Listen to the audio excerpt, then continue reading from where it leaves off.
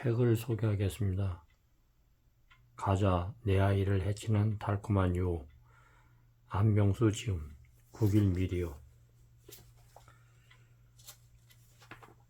지은이 안병수는 1950년생입니다. 서울대학교 농화학과 아주대학교 경영대학원을 졸업했습니다.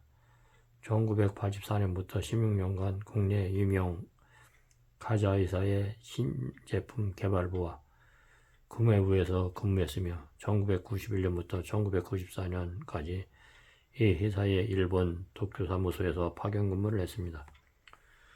우연한 기회에 가자를 비롯한 가공식품의 유해성에 눈뜬 이후 이 문제를 집중 연구, 홍보하고 있습니다.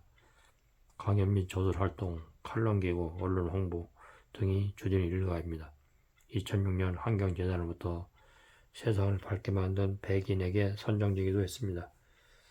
현재 후델식품 건강연구소를 운영하고 있습니다.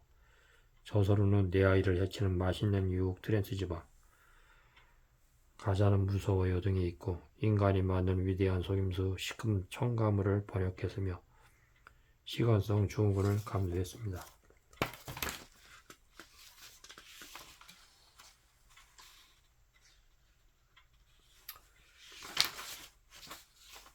가자, 내 아이를 해치는 달콤한 유혹, 안병수 지음, 국일미디어. 꼭 사보시기 바랍니다. 머릿말. 얼마 전 대한내과학회에 편말 하나를 갈아 달았습니다. 성인병이란 용어를 생활습관병으로 바꾸기 위해서였습니다. 우리가 익히 알고 있는 성인병이 잘못된 생활습관에 의해 생긴다는 게 그 이유였습니다.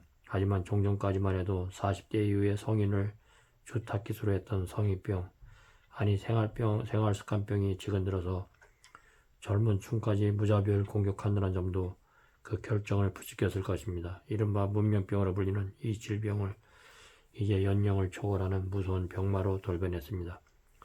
우리나라의 대표적인 생활습관병은 암, 심혈관 질환, 그리고 당뇨병입니다. 이들 3대 생활습관병은 이미 오래전에 사망 원인이 50%로 선을 넘어섰습니다. 오늘날 절반이 넘는 한국인들이 이러한 질환으로 목숨을 잃는다는 이야기입니다.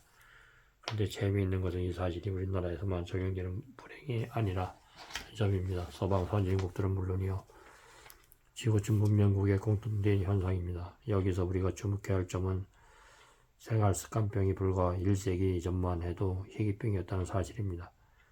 가공할 이 질환들을 20세기 들어 폭발적으로 증가해 왔습니다. 이런 추세라면 가까운 장래에 거의 모든 사람들이 이 질환의 희생자가 될 것이요라는 게 건강 전문가들의 전망입니다. 생활습관병에 걸리지 마세요라고 해괴한 말로 인사하는 시대가 곧 올지도 모릅니다.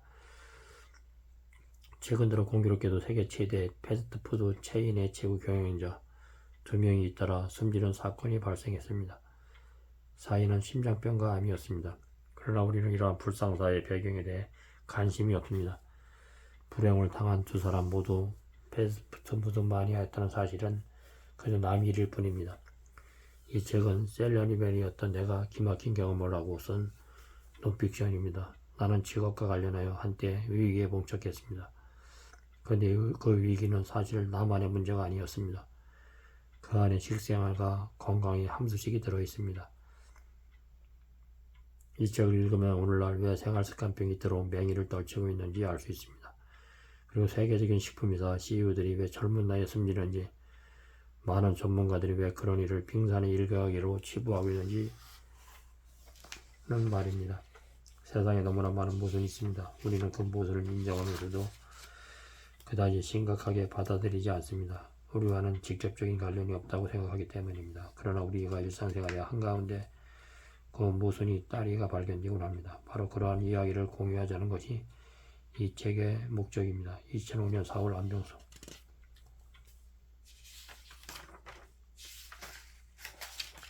추천사. 아이들이 건강권 부모의 손에 달려있습니다. 부모님은 아이들을 보면서 꿈을 꿉니다. 그 꿈 가운데 가장 절실한 것은 아마 아이들이 건강하게 자라는 것일 겁니다. 그러나 우리는 현재 그 꿈이 심각하게 위협받는 생활 속에 놓여 있습니다. 태어나면서부터 아토피 피부염 증상을 보이는 아이가 신생아의 30%가량 되고 소아 비만율은 해마다 증가하고 있습니다. 12살 아이들이 충치 유병률은 55%를 넘는다고 합니다. 이에도 천시, 소아당뇨, 소아암 등 이전에 보기 어려웠던 질병들이 아이들의 건강한 미래를 빼앗고 있습니다. 누가 무엇이 아이들의 건강에 자랄 권리, 깨끗한 환경에서 자랄 권리를 빼앗은 걸까요? 저는 어른들의 욕심 때문이라고 생각합니다. 보다 편하게 살고 싶고 보다 더 물질적으로 풍요롭게 살고 싶은 욕망이 뜻하지 않게 아이들이 건강을 빼앗고 있는 것입니다. 점점 더 그 양과 종류가 많아지고 있는 유해 화학물질은 어떠한 유해성이 있는지 잘 알려지지도 연구되지도 않은 채 우리 아이들이 먹을거리와 입을거리로 우리의 생활 속에 들어와 있습니다.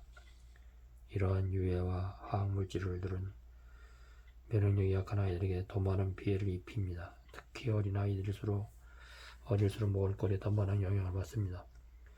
따라서 아이들이 만성적 질환에 시달리게 되는 원인이 대부분은 먹을거리에서 비롯되고 반대로 먹을거리를 개선하면 건강에 좋아질 수 있는 것입니다. 우리 아이들이 하루 종일 먹는 것을 꼼꼼하게 들여다보아야 합니다. 이것이 과연 아이의 생명을 지켜내고 살려내는 먹을거리인지 서서히 병들게 하는 먹을거리인지 날로 늘어나는 첨가물과 설탕에 아이들이 절어 사는 것은 아닌지 살펴보아야 합니다. 그래서 위대한 먹을거리로부터 아이들의 건강을 지켜내는 것이 바로 우리의 부모의 몫입니다. 안전한 먹을거리를 위해 노력해오고 차라리 아이들을 궁교라 등의 책을 통해 많은 독자들을 만나 환경정의 마음을 지키는 사람들을 두는 또 하나의 좋은 책을 만났습니다. 이 책은 전직 가자회사에서 근무하셨던 분의 양심선언을 담은 책입니다. 기업이 이익 때문에 숨겨졌던 많은 부분이 이 책 안에 녹아 있습니다. 그리고 그러한 것으로부터 피해를 보는 것은 결국 우리 아이들이라는 사실을 통렬하게 비판하고 있습니다. 무심코 먹이는 과자, 사탕 등 이 아이들이 질병으로 몰아가고 있다고 밝히고 있습니다. 이 책은 시중에 나와 있던 건강서적과는 다른 특색이 있습니다. 전직 가자회사를 경험한 사람이 아니면 알기 어려운 정보들이 담겨 있고 그리하여 더욱 먹을거리 안전성에 대해 경각심을 갖게 하는 책입니다. 사실 개인으로서 하기 어려운 소신을 이 책에 담아내신 필자 연구에 박사를 보냅니다. 보다 많은 부문들이 일독을 권합니다. 그리고 보다 많은 분들의 양심선언이 이어져야 합니다. 먹을거리는 곧 생명입니다. 우리 사회가 생명을 서서히 죽이는 사회가 아닌 생생하게 살려내는 사회가 되기 위해서는 지금 비록 힘들고 도저히 할 수 없을 것 같더라도 한 사람 한 사람의 노력을 모아야 합니다. 이 책을 읽으시는 여러분은 이미 그 길에 동참하신 겁니다. 환경정의 다음을 지키는 사람들, 박명수 국장. 시작에 앞서 나는 한때 유명 제과회사의 중견 간부였습니다. 내가 하던 일은 과자 신제품을 개발하는 업무였습니다. 나는 과자를 사랑했으며 과자 만들 일에 큰 보람을 느끼고 있었습니다. 나는 즐겁게 몸담게 된 것을 정말 잘했다고 생각했고 항상 재미있게 또 열심히 일했습니다. 그러나 가위불급이라 했던가 나의 희생생활에 암세포와 같은 혹이 생기기 시작했습니다. 그것은 아주 서서히 자라났습니다. 너무 자라는 속도가 느려 처음에 나도 전혀 의식하지 못했습니다. 우연하기에 내가 인지했을 때 그 일은 마치 한여름의 소나기와 같았습니다. 여름철 소나기가 뜨거운 대지를 일거에 식히듯 그것은 나의 열정을 여지없이 식혀버렸습니다. 나는 과거의 내가 아니었습니다. 늘 나로부터 시작되어 나의 마무리된 회사의 일들이 나를 외면하기 시작했습니다.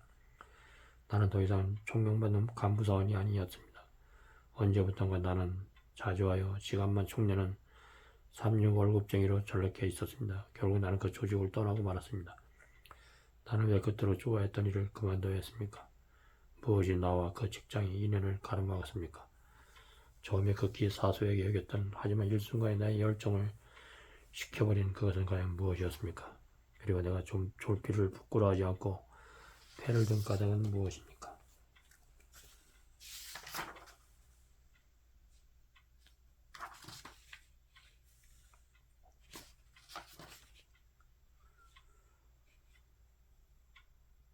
다음 후에 계속 이어나가겠습니다.